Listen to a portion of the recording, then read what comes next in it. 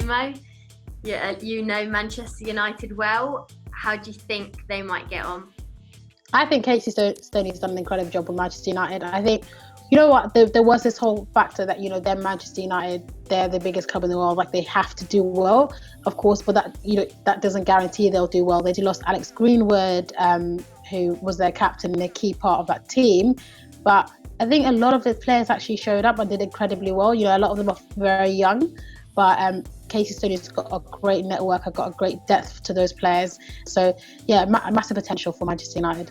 But they're going to want to be competing for the Champions League in a couple of years. Like that's where they want to get to. They want Champions League qualification. If they're going to take that next step to be in the Champions League, it's taking those next steps, consistency through the season, and having that bit more experience in the WSL this second season. Maybe that'll help with situations like that.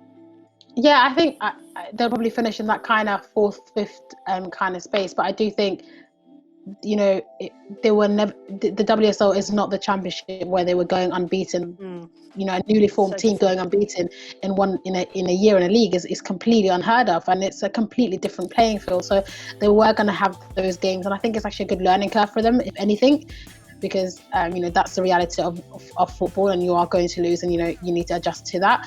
But I think Casey Stoney's got a really good team. All very young academy players. Some of them, a lot of them are homegrown players that she's really worked really hard to kind of build into the team. Lauren James is incredible. I think up and coming, probably going to be one of the best footballers in the world in a couple of years' time. Casey Stoney's really honing her talents at Manchester United, and I think and she's also got that legacy factor with her, obviously being a former England player, former Arsenal player. She's got that factor where she's played in the WSL, she knows what it's like. So has that got that relatability with the players?